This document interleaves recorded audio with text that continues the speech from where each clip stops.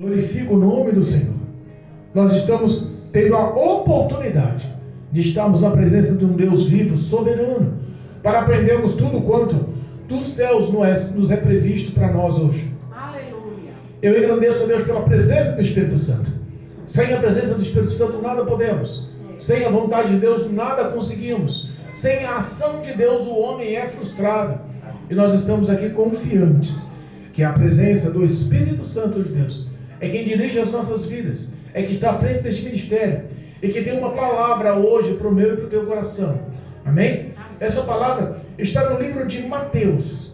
Mateus, capítulo 25. Mateus, capítulo 25, versículo 14 em diante. A parábola dos 10 talentos. Exaltado é o nome de Jesus. Amém? Minha esposa, isso, vai ajudar o Marcelo aí. Louvado seja Deus. Livro de Mateus, capítulo 25. Capítulo 25. Continua aí como um sermão. E o término desse sermão enquadra-se aí justamente nessa parábola. Capítulo 25, versículo 14 em diante. Grande é o nome de Jesus. Amém? Eu quero que todos participem para a glória de Deus. Amém? Amém. E diz a palavra do Senhor. Amém? Louvado seja Deus. Versículo 14.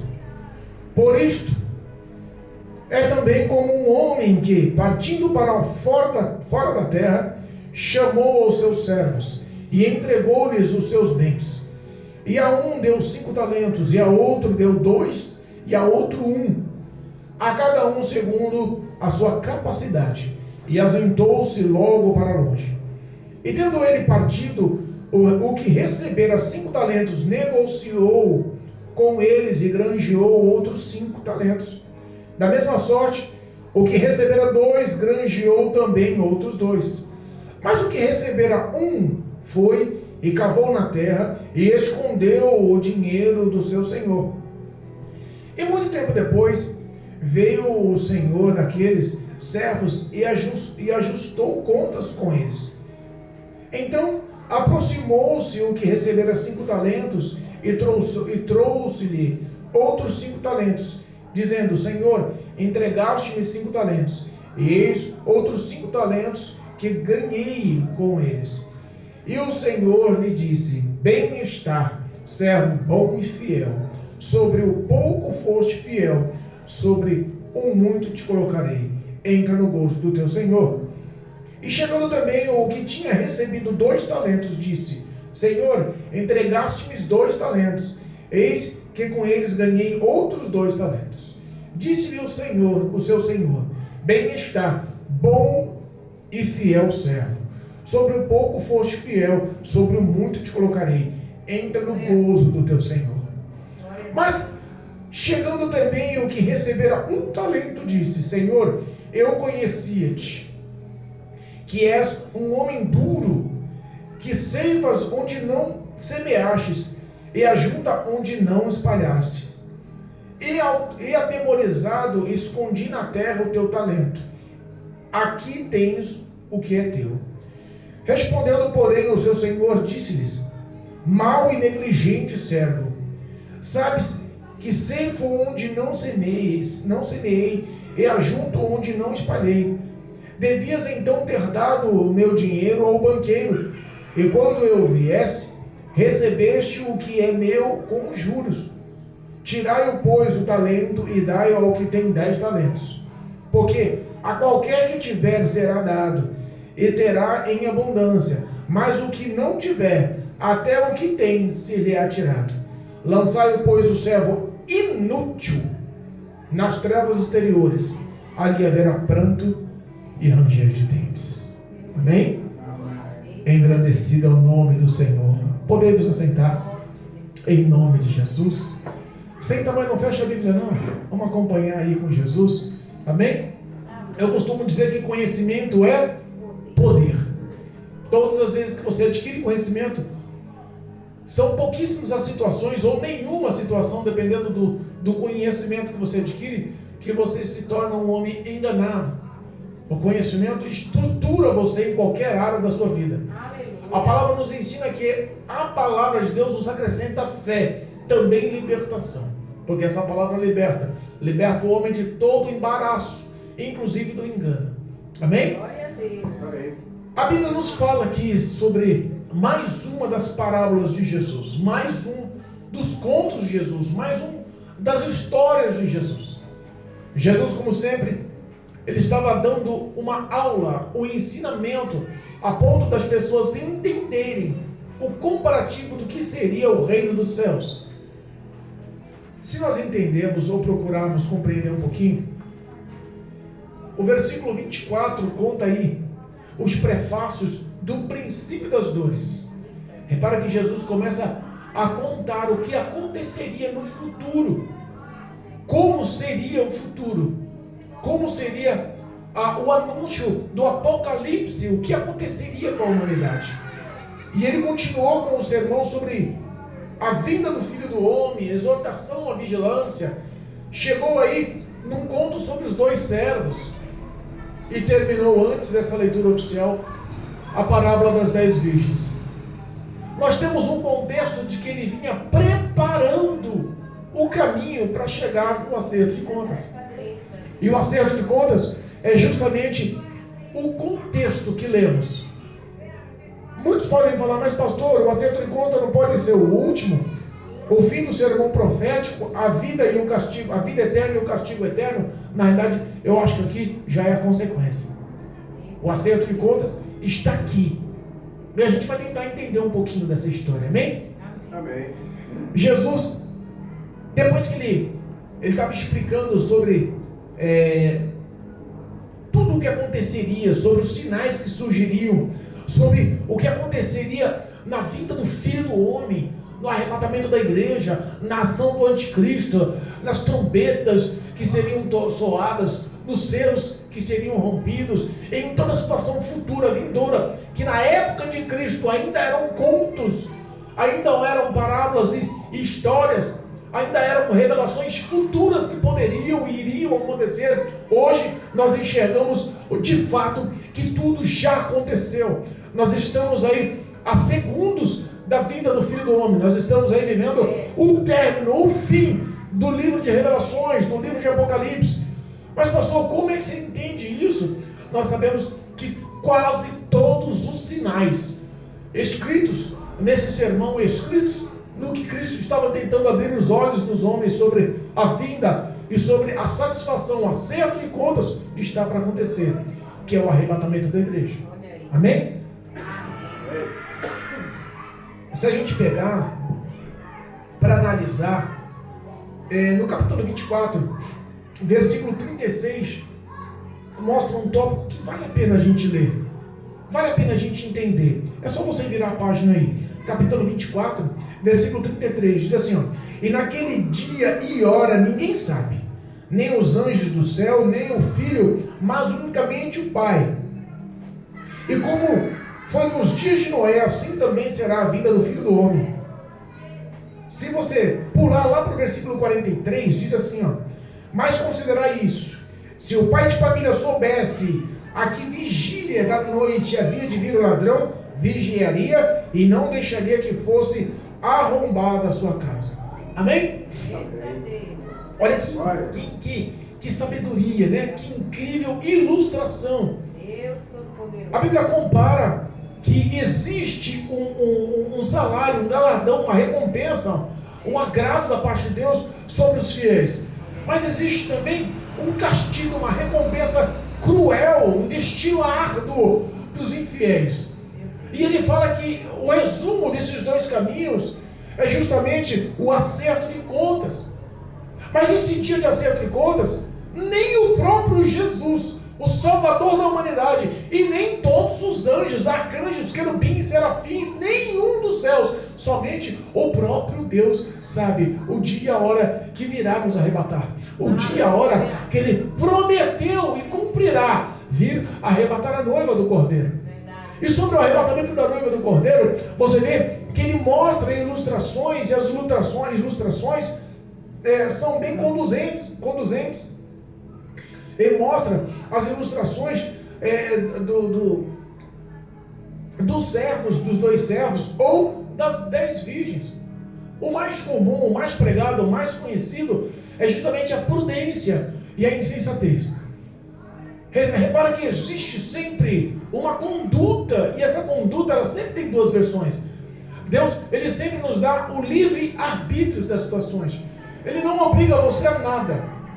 Pastor, tem certeza que Deus não me obriga a nada? Não, não obriga a nada. Ele só te induz pelo que é certo. Por amor, ele te induz. Por amor, ele quer te guiar. Por amor, ele quer ter a liberdade para te dirigir. Mas se você bater o pé no chão e falar assim, não quer saber de uma coisa? Não quero mais auxílio de Deus, não. Quer saber de uma coisa? Eu vou andar para os meus próprios pensamentos. Quer saber de uma coisa? Esse negócio de ser prudente, imprudente, é papo furado.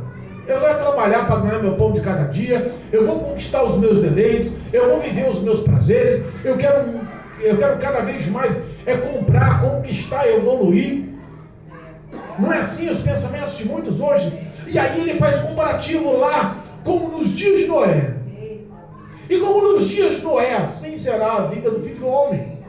Que no tempo de Noé, antes do dilúvio, o que acontecia?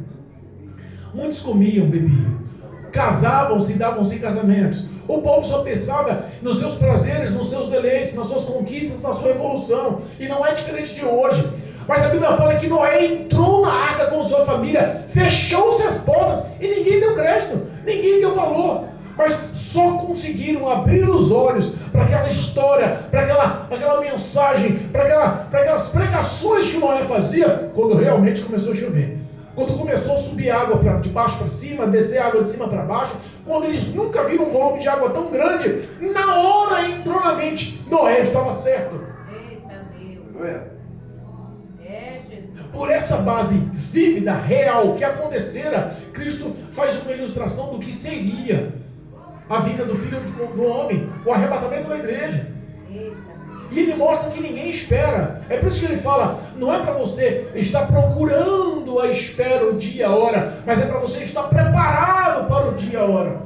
Existe diferença de você estar esperando, existe diferença de você estar preparado para essa espera. As 10 virgens tinham, as pessoas, todas elas foram purificadas, todas eram santificadas, todos estavam na presença de Deus, mas teve umas que falaram assim, quer saber uma coisa? Vamos lá para a festa assim mesmo. Não tá bom, a gente já tem lamparina, não tá bom, a gente já tem azeite na lamparina, não tá bom, nossas vestes são de noivas, não tá bom, todas são brancas. Todas estamos capacitadas, todas somos filhos de Deus. Eita Deus. E é o que acontece hoje. Muita gente quer andar no limite da fé. Muita gente quer brincar com o pecado. Muita gente quer andar em cima do muro. Muita gente não quer entender que um dia as ações terão consequências. Meu Deus. Essa palavra, irmão, serve para a minha vida. Tem endereço no meu coração. Se você entrar no ministério que os pastores se julgam 100% certo, corretos e que não pecam, não erram e são 100% exemplos, cuidado. Pois a Bíblia me afirma que não existe um homem sequer que deixe de pecar um dia. Verdade, meu Deus. E se alguém bater no peito e falar, eu não peco porque eu sou dirigente de um enorme ministério, eu sou exemplo, cuidado, a Bíblia fala que também ele é mentiroso. Não há verdade nele. Para você ver que o que Cristo tinha que mostrar, ele teve que mostrar com parábolas e ilustrações para não ofender, mas para que todos ao mesmo tempo entendessem. Aquele povo era muito religioso e era muito estudioso acerca das parábolas, acerca dos dons, acerca das leis. Eles queriam encontrar uma verdade e Jesus ensinava de uma forma diferente. Jesus não ensinava como os escribas ou os doutores da lei ensinavam. Jesus ensinava de uma forma autoritária, cheia de unção, conhecimento. Existia uma virtude, uma ação sobrenatural que eles não entendiam, mas que se encaixava, modelava na história e na vida deles. Olha aí, Jesus conta as histórias. Olha, se você soubesse a hora que o ladrão viria na madrugada para arrombar a porta da sua casa, para roubar os seus utensílios, para fazer mal para os moradores, para depositar todo tipo de destruição dentro do teu lar, você não dormiria aquela noite. Com certeza, tal dia e tal hora, não se preocupe, o ladrão vai entrar na sua casa. Que dia? Vai ser terça-feira? Pois bem, terça-feira que hora? 3 da manhã? Ótimo, eu não vou dormir. Não preciso dormir até as 12h30 não. Eu vou passar a madrugada acordada, com um porrete na mão, esperando. Entra aí, pra você ver se não te pega. Não era mais ou menos assim que Jesus queria dizer? É mais ou menos essa luta espiritual, é mais ou menos essa ação espiritual que nós vivemos nos dias de hoje. E para isso ele fez algumas ilustrações, e todas resumiram-se na história desses mordomos. E aí entramos em todo esse contexto só para chegar na história do acerto de contas. O dono o senhor de uma grande fazenda, o senhor de grandes escravos, de grandes servos, de grandes animais, de grande fortuna, teve que fazer uma grande viagem. E essa grande viagem, ele decidiu não ter prejuízo. Ele decidiu confiar. Se repararmos no versículo 14, olha como ele expressa. A parte B. E chamou os seus servos e entregou-lhe os seus bens. Olha a confiança. Primeiro, ele tinha pessoas que lhe confiavam. Jesus confia em você. Ele tinha pessoas que ele punha a mão no fogo. Jesus põe a mão no fogo por você. Ele tinha pessoas que ele podia olhar no olho e colocar os seus valores, os seus interesses, eram os seus bens. Se for para me lidar com os bens dos outros, eu não dou muito valor. Ó, isso daqui é do diácono Daí, toma conta dele aí, ó, vê o que você faz aí. É meu mesmo. Você não expressa com tanta veemência. Mas a Bíblia fala que os valores eram do próprio Deus, do próprio Senhor, do próprio responsável. Eles serviam e prestavam satisfação àquele dono. Eram homens de confiança. Eram pessoas que o Senhor depositou os seus valores.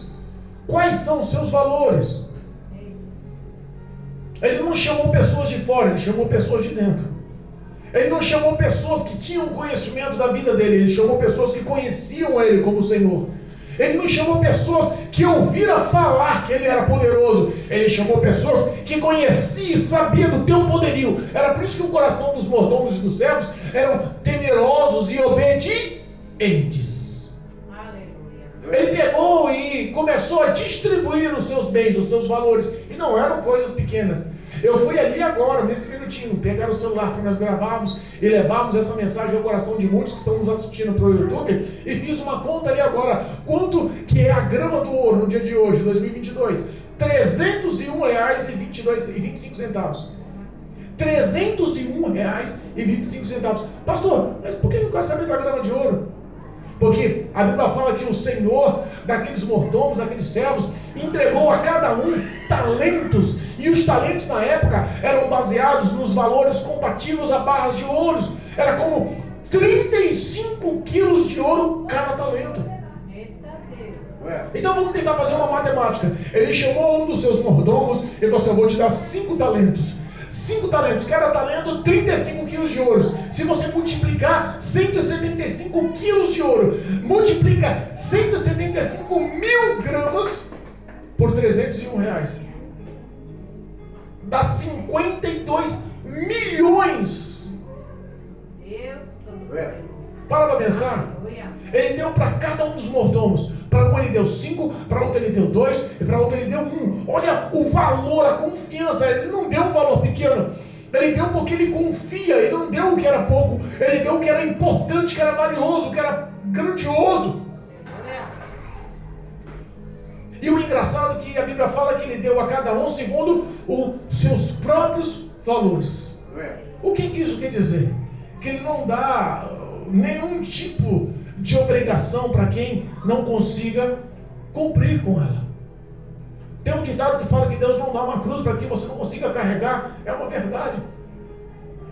Porque Deus, todas as vezes que Ele nos apresenta a tua vontade, Ele apresenta um projeto, Ele apresenta um sonho, apresenta um plano. Olha, o teu trajeto de vida, o teu projeto de vida, o teu sonho de vida é o meu sonho de vida, é o meu projeto de vida. E através de você eu vou alcançar muitos, porque eu decidi investir os meus valores nas tuas mãos.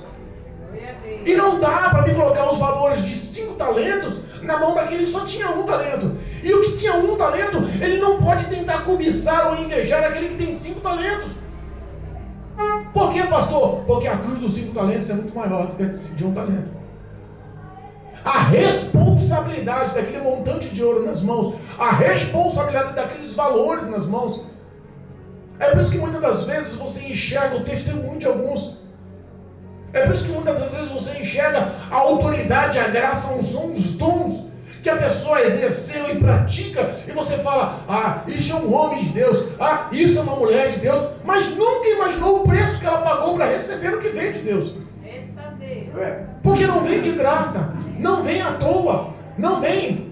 Tem pessoas que estão tentando copiar e imitar, tem pessoas que estão tentando roubar o que não lhe pertence, mal sabendo que não consegue dar 2 passos com aquela responsabilidade, mal sabendo que não consegue carregar aquele fardo, aquela cruz, aquela dificuldade, porque Deus deu segundo a cada um. Aleluia. Ele não deu de uma forma aleatória, ele não deu sem conhecimento, ele não deu assim por sorteio. Ah, eu vou dar para o Marcelo tantos talentos, eu vou dar para o Brasil tantos. Não. Ele conhecia intimamente cada um. Ele deu a responsabilidade, porque ele sabia que cada um que ganhou a responsabilidade, ele iria trabalhar com excelência, para que aquela responsabilidade dada, aquele talento dado, fosse multiplicado. Mas só que dos 3 que ele deu, um decepcionou. E foi justamente aquele que mais recebeu pouco. Como assim, pastor? Mais recebeu pouco? Porque o íntimo do coração talvez não era nem para receber, mas Deus decidiu investir. Automaticamente, se você parar para analisar, aquele que recebeu os 5 talentos, imediatamente, automaticamente, decidiu correr e multiplicar o talento, correr e barganhar o talento, correr e granjear os talentos, correr e trabalhar em cima daqueles talentos, correr e suar e batalhar, se dedicar e fazer aqueles talentos valerem a pena nas mãos deles, porque ele sabia que uma hora ele teria que prestar conta, uma hora ele teria que olhar no olho do seu Senhor, uma hora ele teria que olhar e falar assim, está aqui, ó, o ajuste de contas que as pessoas estão esquecendo, a prestação de conta que os outros estão esquecendo. As pessoas acham que vem de graça, vem de à toa, não vem, é suado, é difícil, é com cada talento, cada dom, cada obra que Deus realiza na vida do homem. É mediante a muito suor, muita dedicação, muita fidelidade, muita obediência, há muitas lágrimas, há muita dificuldade. O que receberá 5 talentos, ele se dedicou. O que receberá 2 talentos, da mesma forma. Ele poderia falar, eu recebi 3 talentos a menos, que injustiça. Eu acho que eu tenho muita mais capacidade que aquele que recebeu 5. Eu podia fazer muito mais, eu podia conquistar muito mais, eu podia evoluir muito mais. Mas ele não pensou dessa forma, ele analisou e falou assim, olha, isso daqui para mim já vai ser extremamente difícil, mas eu vou conquistar, eu vou batalhar, eu vou lutar, eu vou pelejar, eu vou fazer o que eu posso fazer, com a excelência de todo o meu ser, para agradar o meu Senhor. Aleluia. As pessoas hoje, de 2 uma, ou querem proveitos próprios. Imagina nos dias de hoje, Deus aparecer dos céus e colocar 52 milhões de reais na mão de cada um e falar assim, faça um bom proveito. Quando eu voltar, eu quero satisfação dessa dinheiro. E o cara, o que vai fazer hoje nos dias atuais? O que vai tentar investir, o que vai tentar evoluir, aplicar o dinheiro, ele vai querer tomar um proveito próprio em cima de um, o proveito próprio em cima de outro. Meu Deus. Não é assim? O ser humano, ele tem no coração o joguinho de cintura, não vou trabalhar de graça, não vou perder meu tempo à toa, não vou suar minha camisa de graça. Vai arrumar pretextos dentro da própria história, do próprio contexto, da própria palavra para tomar vantagem. As pessoas estão confrontando hoje quem é o cabeça, quem é o líder, está confrontando como foi falado hoje. Na leitura oficial, o leitor oficial falou sobre a armadura de Deus. As pessoas estão esquecendo que não é só uma satisfação de conta material, não é só o valor, não é só o dinheiro, mas é uma luta constante que o diabo vai tentar fazer de tudo para inflamar o teu ego, o teu orgulho, a sua carne, os seus desejos, para que você rompa a aliança, o tratado que você fez, apertando a mão do seu Senhor e recebendo aquela responsabilidade. E nós sabemos que esse Senhor era um Senhor justo. Nós sabemos que esse Senhor era um Senhor de pulso firme. Tanto era de pulso firme que aquele que recebeu um talento falou assim, olha, Olha, eu vou cavar, vou enterrar, vou guardar, porque um dia eu vou ter que dar satisfação. E se eu não ganhei muito, também não vou dar um prejuízo, vou dar na mão dele. Meu Deus. E na realidade está errado, está tomando prejuízo. Porque um talento parado são almas perdidas. Um talento parado são pessoas que estão desfalecendo ao teu redor. Um talento parado, e geralmente quem para o talento são as pessoas que mais criticam. Quem para o talento são as pessoas que mais arrumam desculpas. Quem para o talento, você pode prestar atenção, é a pessoa que cruza o braço e não faz nada, mas arruma pretexto para tudo. Enquanto aqueles que receberam 5 e 2 talentos estavam lutando, trabalhando, batalhando, ele enterrou o talento, cruzou o braço e já ficou na tua cabeça para dar satisfação. Aquele senhor chegou nos outros e automaticamente os outros não contaram muita historinha da carochinha. Já deram satisfação do que era correto. Ó, o senhor me deu 5, eu ganhei mais 5, está aqui. Ó, o senhor me deu 2, eu ganhei mais 2, está aqui. Agora aquele que ganhou 1, ele já começou a contar a história. Ó, eu sei que o senhor é firme. Eu sei que o senhor é duro. Eu sei que o senhor colhe onde não planta. O senhor junta onde não espalhou. Eu sei que o senhor é difícil. A Bíblia fala que ele falou atemorizado. Qual que é a tua visão de Deus? Quais são os seus pensamentos de Deus? Porque tem muita gente pedindo e não entende o porquê que Deus não dá. Deus não dá porque você não está capacitado. Porque se Ele der, você vai ficar atemorizado. E não só vai enterrar, vai se condenar. Porque as suas ações um dia vão ter que dar satisfação. E tem preço a ser pago. Preços bons ou preços ruins. Quando aquele Senhor chegou e cada um deu satisfação, repara que existe palavras de outrora. Tudo que você faz para Deus tem recompensa. Aquele primeiro servo chegou e falou assim: está aqui, Senhor. O Senhor me deu 5, eu dei mais 5. Qual foi a resposta, a ação de Deus, a resposta de Deus? A ação daquele Senhor: servo bom e começa com um elogio. Coisa boa é ser elogiada por Deus. Coisa boa é ser reconhecido por Deus. Coisa boa é ser vista por Deus. Coisa boa é não importar o que o mundo vai pensar de você, porque talvez os outros trabalhadores, os outros mordomos, os outros servos, os outros escravos, os outros que estavam submissos àquele senhor, podiam olhar para aquele mordomo e falar: você está maluco, rapaz, 5 talentos, você podia ter falado que ganhou 3 e guardasse 2 para você. Podia chamar ele de bobo para muita coisa. Mas ele deu satisfação com o coração limpo, com a consciência limpa, com o teu ser aberto, como um livro aberto, para que o Senhor visse, através dos olhos dele, a fidelidade. Porque o que ele queria não era nenhum tipo de proveito próprio. O que ele queria era agradar com obediência aquele Senhor. Aleluia. Servo bom e fiel. Olha só. No pouco foste fiel, no muito lhe colocarei. Começa a promoção. Foste fiel no pouco, então eu vou subir de cargo. Foi fiel no pouco, então eu vou evoluir a sua patente. Foi fiel no pouco, então a tua recompensa vai ser maior. Muitos pensam que no céu, eu contestei, a gente falou isso há pouco tempo atrás, que pensa que o céu vai ser só glória, o céu vai ser só aleluia, só canto, só coral. Não, não. No céu teremos obrigações, no céu teremos as nossas funções, no céu trabalharemos. Para pensar, se nós lutamos tanto com esse corpo mortal, cheio de dores, doenças, cheio de debilitações, e no céu como seria? Com o corpo glorificado, com o corpo revestido de glória, livre de todas as dores, todas as enfermidades, livre da morte, capacitado, evoluído. O que não poderemos fazer para o nosso Deus? Nós não sabemos 100% o que vai acontecer no céu, mas eu sei que no céu existe uma recompensa independente e individual. E se existe uma hierarquia de recompensa, é porque existe também um galardão diferenciado para cada um.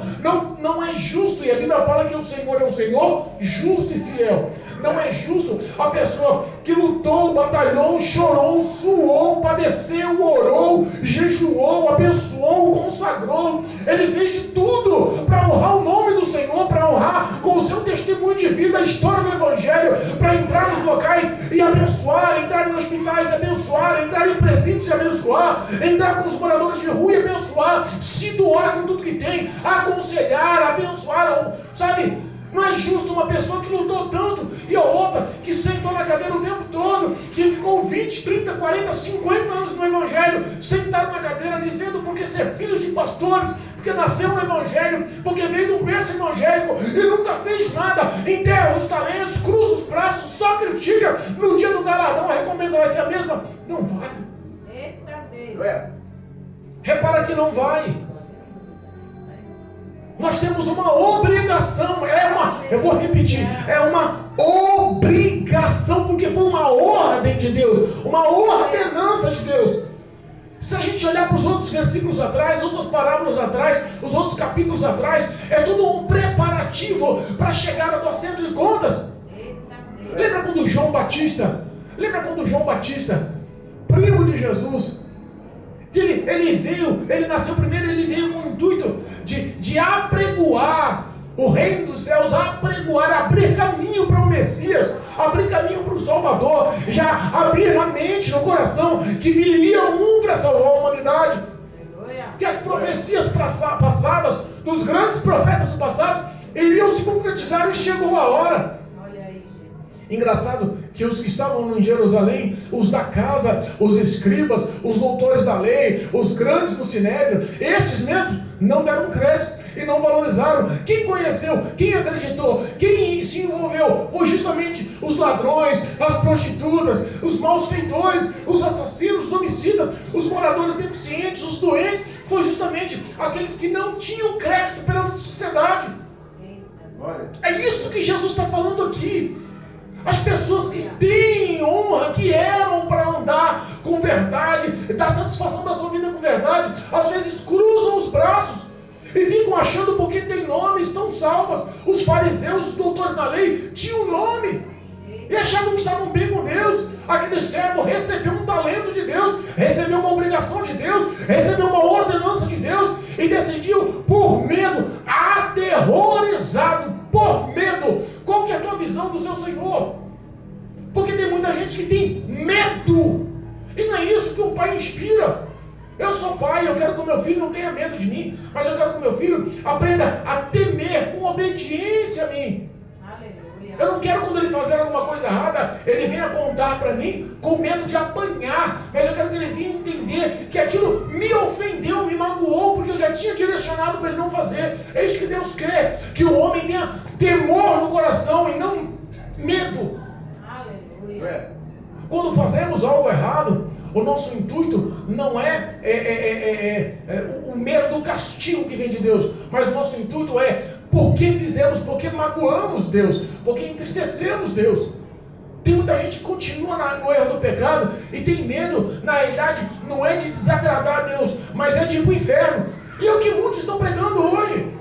Inferno, inferno, inferno, inferno, inferno, inferno. O teu castigo no inferno, a tua recompensa no inferno, a tua vida no inferno. E todo mundo esquece de pregar o amor de Cristo, a cruz do Calvário, o sangue derramado, a remissão dos pecados, a misericórdia, a graça, o amor, a dedicação, todo o investimento que Deus fez através do seu Filho numa morte para se apropriar das nossas maldições, para que possamos ter uma vida ampla, digna, aos olhos do Senhor, reta, com integridade. Era isso que aquele Senhor queria daquele homem: integridade, caráter. Aleluia. Foi por isso que ele olhou e falou assim: por que você não deu pelo menos o meu dinheiro na mão dos banqueiros?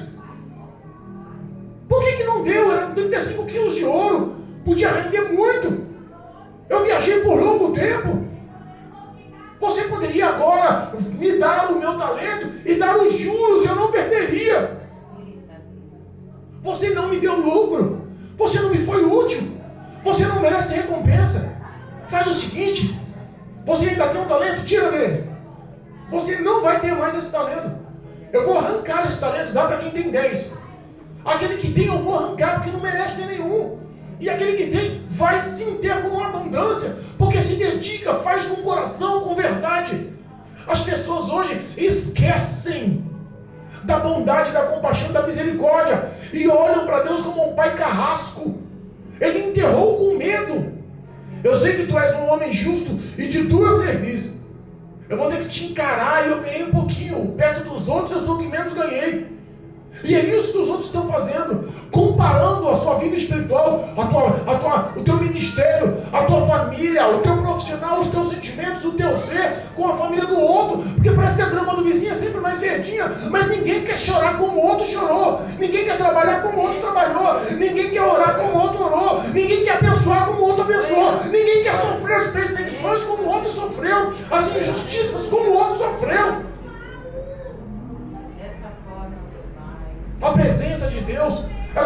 o caráter do homem. É por isso que as pessoas hoje estão a fim de viver uma vida à toa, só com seus belos prazeres. É por isso que, se olharmos o contexto do capítulo 25, olharmos o capítulo 24, perdão, a gente olhar o contexto, Deus faz tantas comparações que no fim dos tempos não entenderíamos, mas como seria o fim do Evangelho pelos corações calcificados que se vivem hoje, duros que se vivem hoje.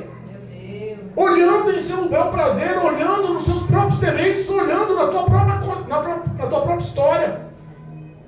Pessoas que vivem uma vida aleatória, insensata, achando que porque está na igreja está salvo, achando porque vive na igreja está salvo, mas enterrando, sendo negligente, fazendo de qualquer jeito, vivendo uma vida dissoluta, achando que um dia não vai ter que prestar satisfação, ou estão na igreja com medo de ir para o inferno, não estão na igreja porque amam a Deus, estão na igreja achando que vão estar salvos só porque estão na igreja. Não é assim que funciona. Seremos julgados pelas nossas obras. Quais foram as obras daqueles mordomos? As obras deles foram de dores para dar satisfação. Mas eles não contextualizaram nada, eles chegaram e deram satisfação, com a cabeça em pé. Está aqui, o Senhor me deu 5 talentos, toma aqui 5 talentos. Eu granjei mais 5, eu conquistei mais 5, eu evoluí mais 5, eu dobrei o que o Senhor me deu. A de 2 talentos da mesma forma, mas a de 1 talento balançou as pernas. Jesus olha e fala assim: homem negligente. Vamos ler o que Jesus falou. Olha só a ação de Deus, a ação da consequência do homem insensato, da mulher insensata, que acha que a igreja é um parque de diversão, que acha que a igreja é um ponto turístico, que acha que a igreja pode entrar e viver e fazer e ser as coisas de qualquer jeito. Não é assim que funciona. Glória a Deus. É por isso que muitas vezes a gente erra. É por isso que a infelicidade continua na casa. É por isso que acabou o diálogo, é por isso que acabou o respeito. É por isso que a confiança não existe mais. É por isso que a traição surge. É por isso que a maldição surge. É por isso que a decepção surge. É por isso que a depressão surge. Porque ninguém mais dá a fim de viver uma vida de integridade, de caráter com Deus. Pastor, é difícil a minha vida, o senhor não sabe o que fala.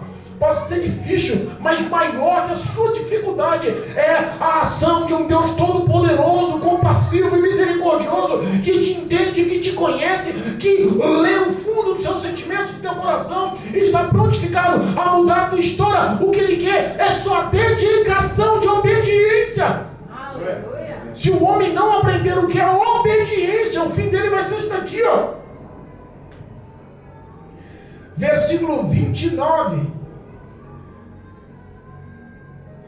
Capítulo 25, perdão, versículo 28. Tirai-lhe, pois, o talento e dai ao que tem 10 talentos. Porque a qualquer que tiver será dado, e terá em abundância. Quem muito planta, muito colhe. Mas o que não tiver, até o que tem lhe será tirado. Eita Deus. Tem vida com Deus aí? Glória a Deus, aleluia. Tem oração com Deus aí? Deus todo-poderoso. Tem bagagem com Deus aí? Tem lágrima com Deus aí? Tem perseverança com Deus aí? Tem ação de fé com Deus aí? Tem confiança nas promessas de Deus aí? Continua esperando na palavra de Deus aí? Continua crendo? Porque tudo vem através do crer, tudo vem através da boa ação. E a boa ação ela só consegue surgir se você acreditar naquele que te deu a ordem, aquele que te enviou com a responsabilidade. E o que Cristo quer é só que você granjeie mais almas. O papel do cristão sobre a face da terra é saquear o inferno. O papel do cristão é povoar o céu. O papel do cristão é anunciar o reino. O papel do cristão é mostrar que a glória do Senhor é real, que o amor do Senhor é real, que o sacrifício de Jesus na cruz do Calvário é real. As pessoas perderam o foco.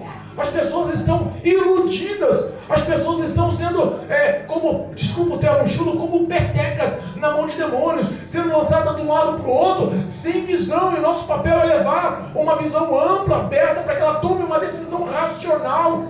Aleluia. Versículo 30. É forte isso.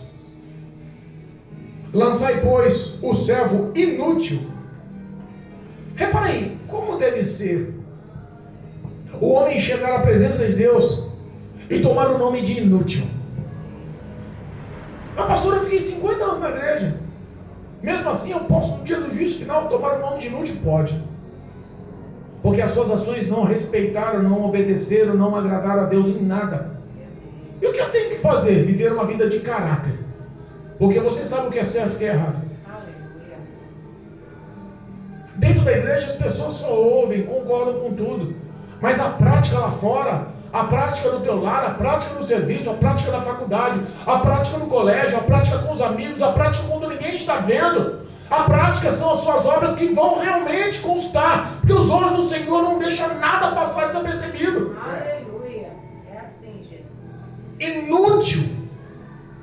Inútil. Nas trevas, olha, lançai, pois, o servo inútil nas trevas exteriores. E ali haverá pranto e ranger de dentes. Por que eu falei que esse é o acerto de contas?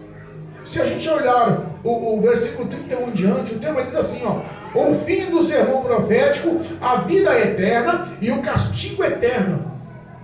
Já começa a leitura dizendo assim, ó, versículo 31.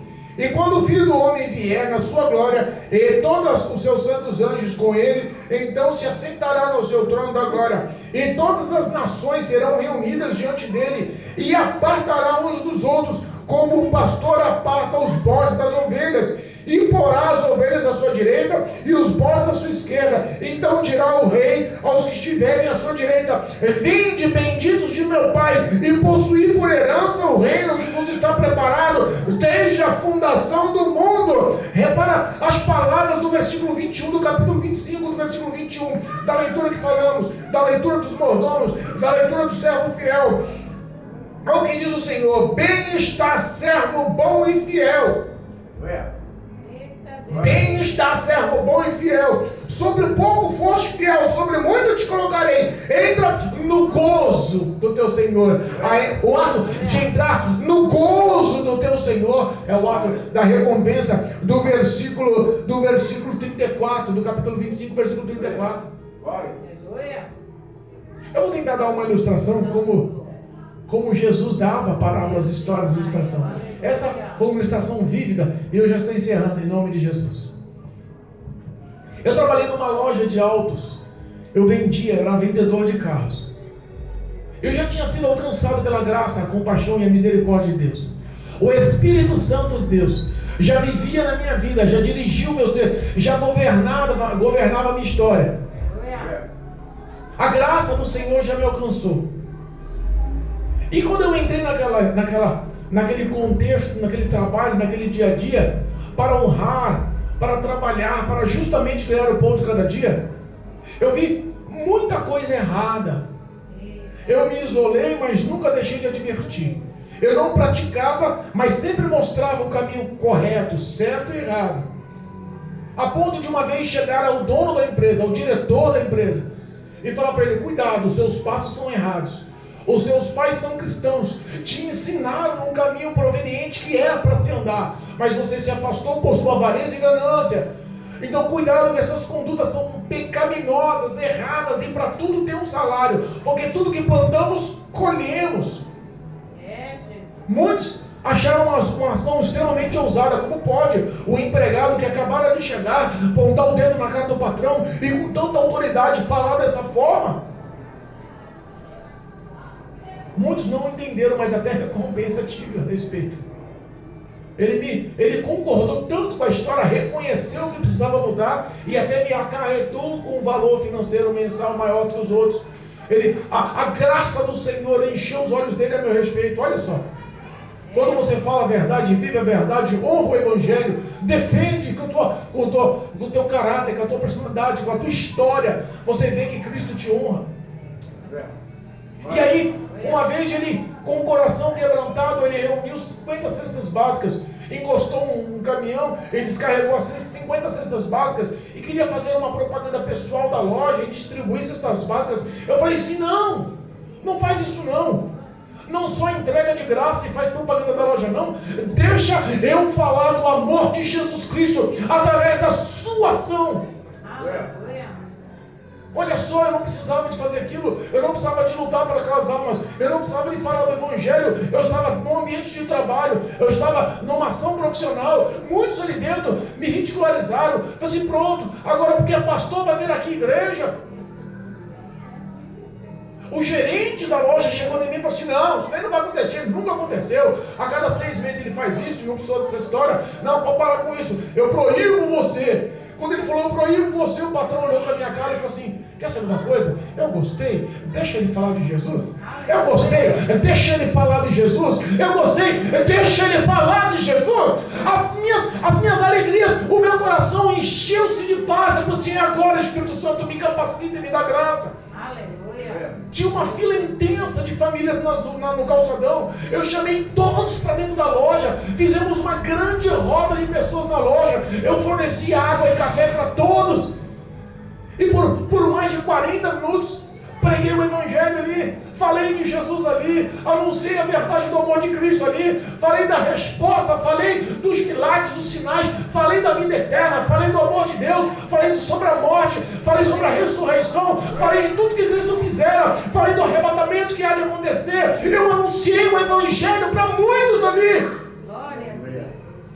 E entreguei as cestas, fiz questão de entregar mão por mão, orei por muitas pessoas, peguei o nome de muitas pessoas, o telefone de muitas pessoas, formou o elo com muitas pessoas me chamaram no canto e mostraram para mim a necessidade de uma vida com Deus.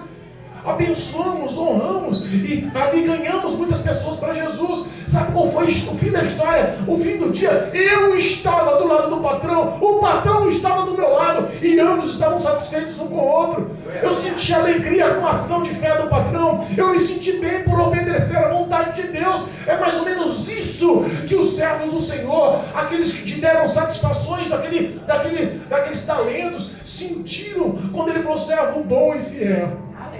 O elogio enche a sua história de graça. O elogio enche a sua vida de misericórdia. Quando você faz o que agrada à vontade, quando você anda governado pelo Espírito Santo, pode ter certeza que uma ação de amor cobre uma multidão de erros e pecados. O que Cristo tem preparado é de excelência para as nossas vidas. Eu senti tão alegre do lado do patrão aquele dia. Ele pôs a mão no meu ombro, eu fiquei tão alegre, ele ficou tão alegre. Ele falou assim, você precisa fazer isso mais vezes. Gerou uma paz naquele lugar. Pessoas foram salvas. Vendedores que me olhavam de rabo de olho foram salvos. Pessoas que me criticavam foram alcançadas pelo Evangelho. 8 meses depois que eu saí da loja, que eu deixei de trabalhar na loja, pessoas entraram em contato comigo e falaram assim, pastor Assis, eu falei assim, oi meu amado, quem é? Eu nem lembrava, sou eu, trabalhei com o senhor aqui, assim, lembra de mim? Eu lembro, o teu testemunho, sem palavras, salvou a minha alma, hoje sou um servo de Deus. O que Deus tem preparado é excelência, mas Ele exige a nossa parte. Não enterra o que Deus te deu. Não tenha medo, não tenha terror, temor. É diferente de terror. Temor é o princípio da sabedoria. Quem conhece a Deus e procura se aplicar nas coisas de Deus, vai entender o tamanho da graça, da compaixão e da misericórdia de Deus, do amor de Deus para nossas vidas. Não existe um temor de medo, existe um temor por não respeitar ou entristecer a presença de Deus em nossas vidas. É isso que Deus quer, que nós servimos com excelência, porque existe uma recompensa, irmãos. Essa recompensa, ela vem do alto, entra no gozo do teu Senhor. Eu imagino o dia do juízo final. Eu imagino aqueles que foram separados, à sua esquerda como os bodes e à sua direita como as ovelhas. Ele começa o juízo com as ovelhas. Servos bons e fiéis, ó. Entra no gozo do teu Senhor.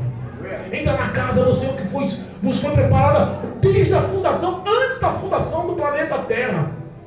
Eu já tinha feito a tua morada aqui, porque eu sabia, eu confio, eu entendo, eu sei das suas dificuldades, mas eu sei da sua perseverança, eu sei das suas fraquezas, mas eu conheço a tua fé, eu sei das suas limitações, mas eu apliquei o meu Espírito no teu coração. O que Deus quer em nossas vidas é que nós sejamos verdadeiros e fiéis. Em o nome de Jesus, reveja os seus conceitos. Veja o que você está fazendo para Deus. Quais são as suas ações? Será que olho no olho com o Senhor, você vai ficar do lado esquerdo junto com direito com os bodes, ou do lado esquerdo com as ovelhas? Será chamado benditos de meu Pai, ou será chamado de inútil? Para esse seja reservado o lago de fogo e enxofre. Pastor, hoje é um dia de culto de família, uma palavra tão dura. Irmãos, nós estamos chegando no fim dos tempos. O arrebatamento está para acontecer. Nós somos subjugados por leis, por governos. Nós somos subjugados pela justiça, pela economia, pela saúde, pela segurança. Tantas coisas que estão acontecendo sobre a face da terra. Quanta destruição moral íntegra. Quantas pessoas já perderam seus valores. Não dá para a gente ficar alisando o negócio. Eu tenho que contar a verdade. Eu imagino que um dia antes do arrebatamento, eu imagino que a hora que Deus der ordem para o arrebatamento, o Espírito Santo vai atuar de uma forma tão grande que vai chegar aquele momento. É agora. Aceita Jesus ou fica. Se arrepende para você subir aos céus. Entrega a tua confiança, confessa os seus pecados, faz todo o teu coração limpo na presença de Deus. Abra a tua história para Deus. É agora o último segundo. Eita Deus Todo-Poderoso. Isso pode acontecer no arrebatamento, mas isso pode acontecer também essa noite. Isso pode acontecer no dia e na hora que o próprio Deus sabe, mas isso também pode acontecer daqui a 5 minutos. Que Deus possa ter compaixão das nossas vidas. Que nós possamos valorizar. Eu sei que a luta é difícil. Tem hora que pensamos em desistir. Mas existe uma ação chamada graça. Aleluia. Graça soberana de um Deus vivo. E eu peço que você seja envolto pela graça de Deus essa noite. E saia daqui entendendo que os olhos do Senhor te acompanham. E que um dia você será chamada filha do Altíssimo, bendita de meu Pai. E um dia você vai realmente ouvir: entra no gozo do teu Senhor. Amém, igreja? Amém. Louvado seja Deus. Amém? Agradecido é o nome de Jesus. Saia daqui entendendo essa palavra. E eu costumo dizer que quando você entende a palavra, você é revestido de... Então saia daqui revestido de poder. Em nome de Jesus. Amém? Louvado seja Deus.